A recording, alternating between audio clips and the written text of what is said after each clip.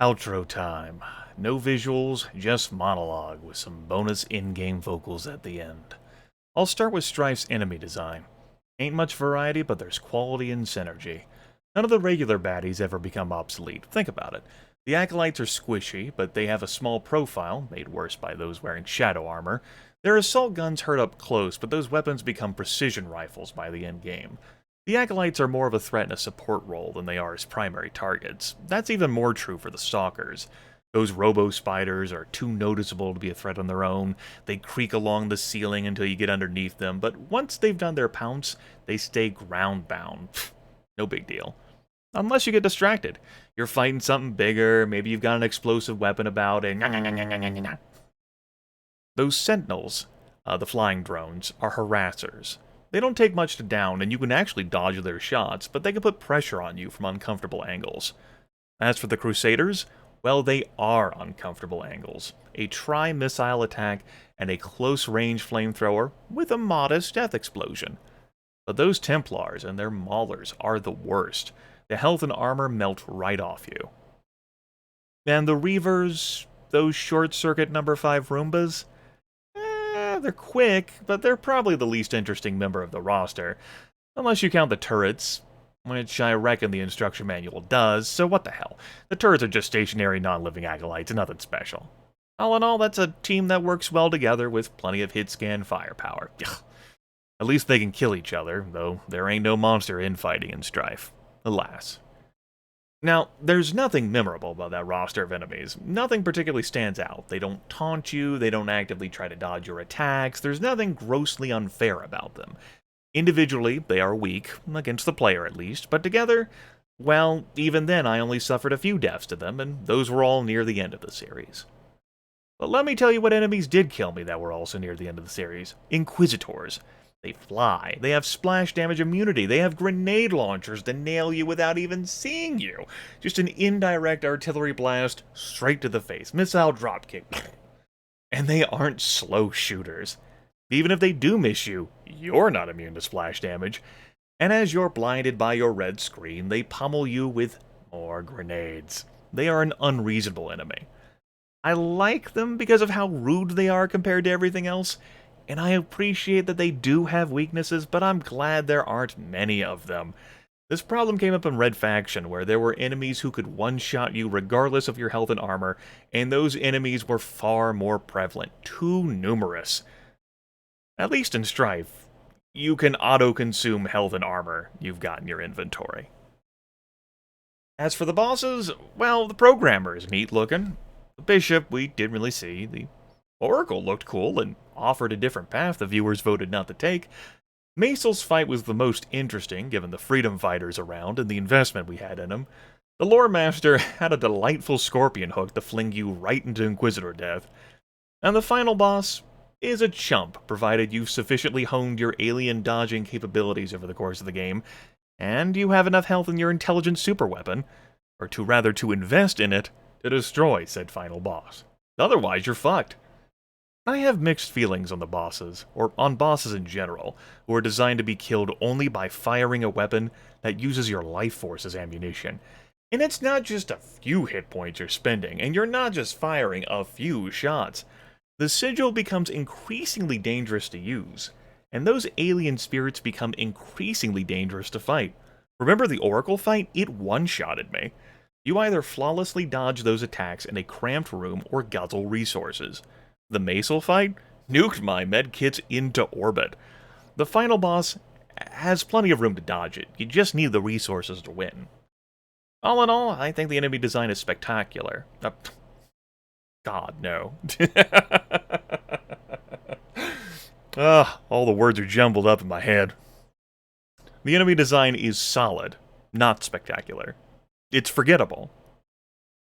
It just works. I'm going to transition now into Strife level design, which is hit and miss. Some levels are memorable with solid music and satisfying action, and occasional platforming.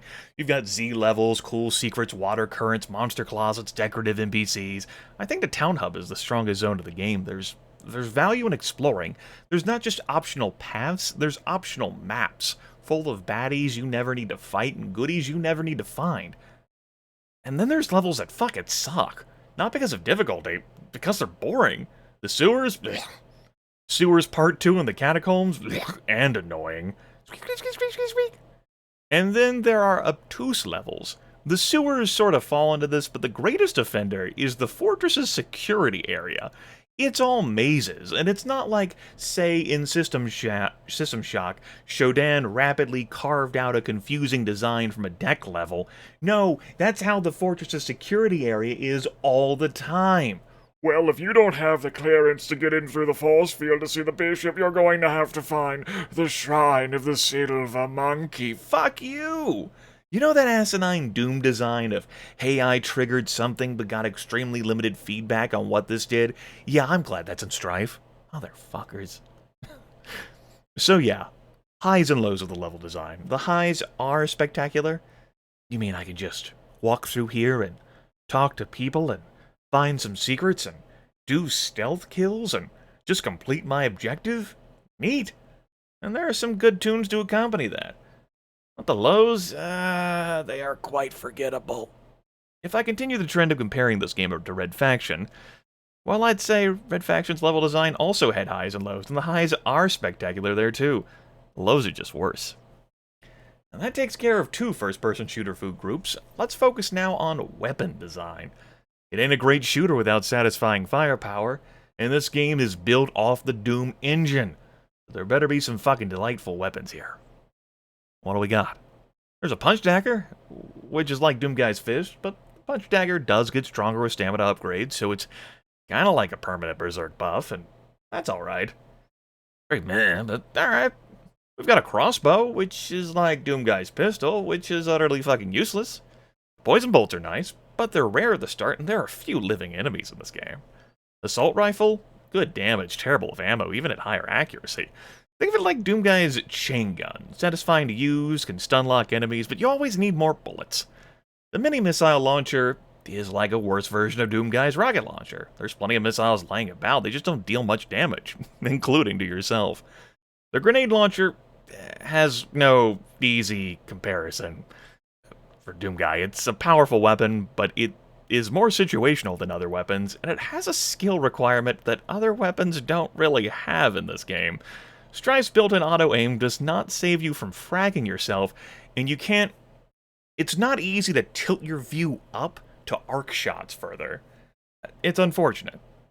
I'd rather use something else, like the flamethrower, which I guess is like a short-range Doomguy's plasma rifle. Flamethrower kicks ass, sets acolytes on fire, sets you on fire, can stun lock enemies. I'd say it's my favorite weapon in the game. I really enjoy using it, and I believe that came through over the course of the series. Then there's the Mauler, which, per the manual, has a scatter and a torpedo mode, and I can't really compare it to anything the Doomguy has. Maybe some sort of weird fusion between the shotgun and the BFG. Killing acolytes with it is satisfying, and killing inquisitors with it is gold, but the weapon has a delay before you fire it, and it's annoying to cycle to the alt fire. I like it, but I also forgot about getting it, so we didn't use it much in the series. Finally, there's the sigil, and that fucker varies depending on how many pieces you have. It definitely kills, and it definitely looks cool doing so, but it also drinks your life force, and you kinda need that. I'd like to bust it out on more than the bosses, but oh well. All in all, Strife's weapons are alright. It's not a great reaction, I know. That's not the, oh fuck yeah, I picked up the super shotgun and listened to that satisfying sound, get dunked on, demons, reaction. But you know, there's fun to be had here, and, you know, the enemies are using those same weapons too, so you're all on the same alright plateau. Compare that with Red Faction, again, I know, which definitely has better and more satisfying weapons, but the enemies are also using those same weapons, so you die plenty more to precision rifles and one-shot railgun technology. Yeah. Beyond those three elements of design, enemy, level, and weapon, I'll spare some time on how the game controls. That's very important in a first-person shooter. Enemies and levels and weapons can all be great, but the game could still suck if the user experience sucked. Turns out it doesn't suck because of the 3D technology licensed from ID Software. Yeah, it's outdated. Yeah, I bitched several times at having to rely on the auto-aim. Yeah, it's a pain in the ass to strafe and turn with just a keyboard. But the controls were responsive. I was able to accomplish what I wanted, could even platform around decently, with a jump key of all things. I think it's great.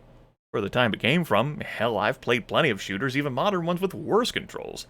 Now, I could have ameliorated this problem by using a different source port to play Strife, but I discussed why I made the choice I made in the intro. That said, I'm looking forward to seeing how the original Strife Veteran Edition handles. There's definitely an accessibility hurdle these days on keyboard-only first-person shooters. That about does it. Discussed everything pertinent. I think we're... Oh, wait. Strife isn't a first-person shooter. It's a first-person shooter role-playing game hybrid. There's an entire separate section of monologue over here. Damn. Actually, how I want to start this is to ask you whether Strife is a first-person shooter role-playing game hybrid. What about Strife makes it a partial role-playing game? See, years ago during the Thief the Dark Project series, I related several times that I enjoyed the game less because I saw it as a role-playing game, and I enjoyed tabletop role-playing more than anything in a video game, be it, Daggerfall, which is my favorite computer role-playing game, or Shadowrun for the Sega Genesis, which is my favorite console role-playing game. Like, the group storytelling that I do with folks just surpasses that stuff. Several viewers at that time reasonably criticized my viewpoint and pointed to Thief as being an action-adventure game. Well, isn't Strife just an action-adventure game? Inventories can exist in action-adventure. Look at Thief the Dark Project.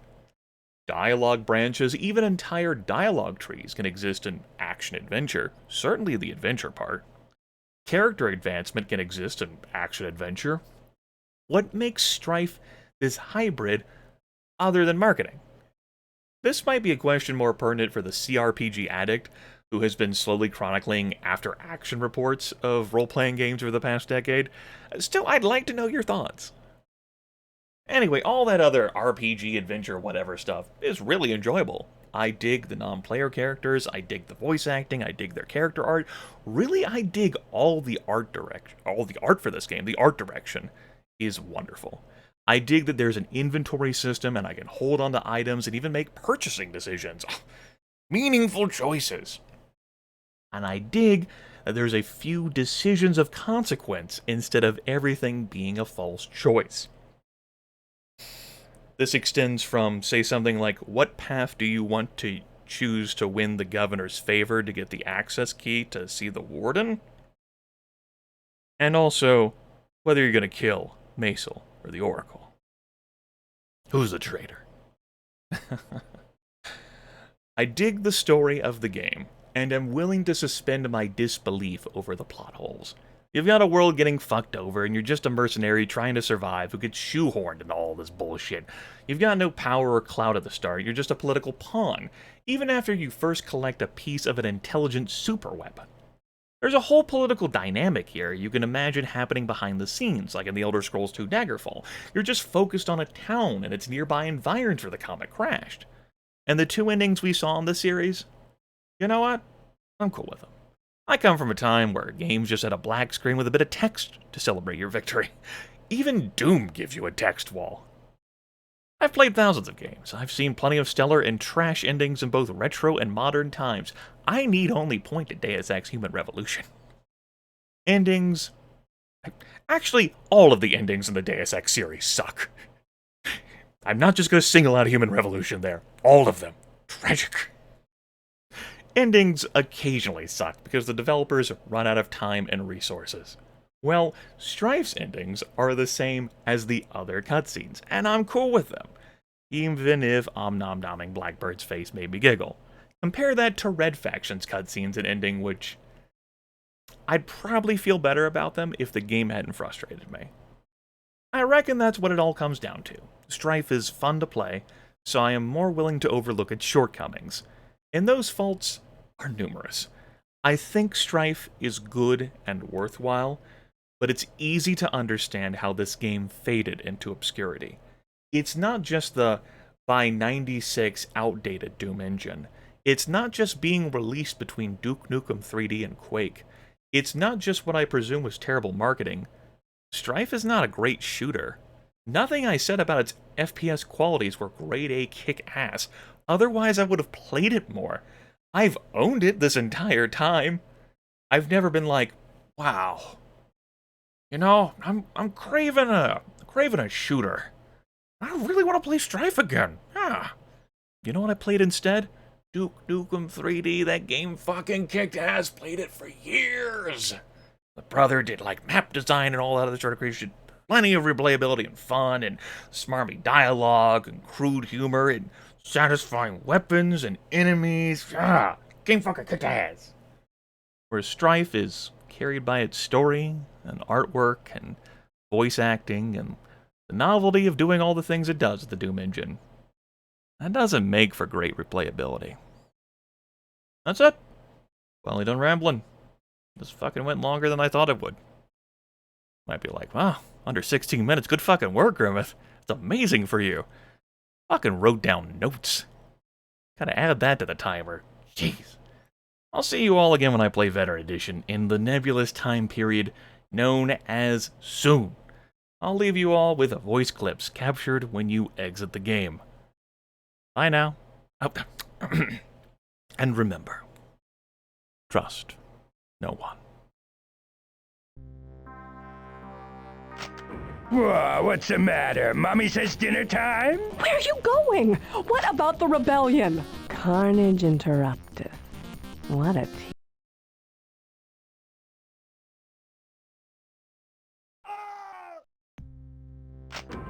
You can quit, but you can't.